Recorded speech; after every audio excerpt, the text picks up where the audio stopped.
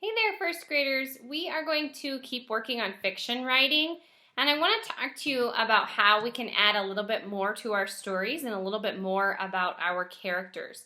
Before we get into the new stuff, I want to review a little bit about what we've already learned about when you're writing a fiction story, where you should start, what you should do, things like that. So the first thing that you want to do is you want to make up your characters. Okay, so you can decide, am I making an animal, a person? What is your character going to be? After you know what your character is going to be or who it's going to be, you want to give that character a name. So when I came up with my character, I decided it was going to be a bumblebee, and then I named him Buzz. So think of the character, name the character. Okay, and then what you want to do is think about where your story was going to take place. So we talked about that being one of the fingers in that 5-finger planning page. First you thought of character, then you thought of setting. After you have chosen where your story is going to take place, you started thinking of the problem. So you thought, what kind of trouble is my character going to get into? And you came up with a problem. That is not on the fingers. That's not one of the 5 fingers. That's in the little cloud that goes above on the planning page. So you thought of your problem. What's the trouble going to be? And then after you have trouble for your character, we have to get that character out of trouble. We have to solve the problem. And what we want to do is we want to solve the problem in about 3 different events. The reason why I say 3 is because if you just say what the problem is and then you solve it right away, it's not going to be a very exciting story. We want our character to go on a lot of different adventures and try different things, and eventually the problem gets solved, but not right away. So that's why we kind of take our character through maybe 3 different events before the problem is solved. Okay, so now that we've kind of talked about how to set up our story, I want to build on our characters a little bit, and this is our new one for today. And this says, bring your characters to life. So what we're going to do is we're going to work on how can we make our characters move and how can we make our characters talk. So there are ways that you can do this when you're writing. When you're making your character move, you want to think of some of those movement words. So if your character is running, you want to use words like that. He ran really fast, or he zoomed away from the other, whoever it was. He flew away from the other bees. Whatever it is that your character is doing, okay? So those are our movement words. And then we're going to talk a little bit today about talking too, and making your character talk. So if you want your character to say something, then you're going to be using something called dialogue. And when you make your character talk, you're going to use some quotation marks. So dialogue is when you have those quotation marks in your writing, and they show up like this. Remember, we've talked about these before. They're almost like little macaroni noodles. They kind of curve in a little bit, and they go above the text, and you kind of put your quotation marks on either side of what the person is saying. So for example, this says use quotation marks in your writing to show when someone is talking. So for right here, if he says fly me to the moon, look at how they've put the quotation marks around those words. So wherever the character begins talking, you put quotation marks there. And then whenever the character ends their talking, you put the quotation marks at the end as well. So these are whatever words come out of your character's mouth.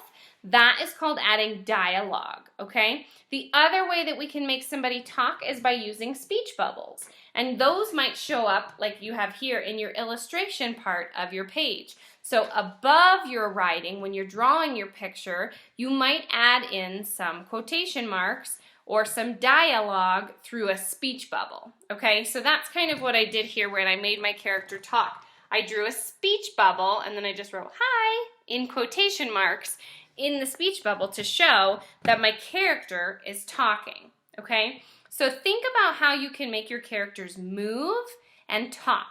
So your character could be climbing, your character could be running, your character could be resting. Maybe they get very tired and they fall on the floor and they're lounging around. These are all movement words that I want you to start including in your writing today, and how your character is going to come to life. So we're going to really think about our characters and add to them so that we can have more ways to bring our characters to life. let's do a little bit of just making dialogue together. Let me get a pen here so that we can see how those quotation marks will work. And when you are doing quotation marks in your story, you want to make sure that you're putting the quotation marks in the right place. Okay, so I just have a plain piece of paper here, and I'm just going to show you some examples of when your character's talking in the story.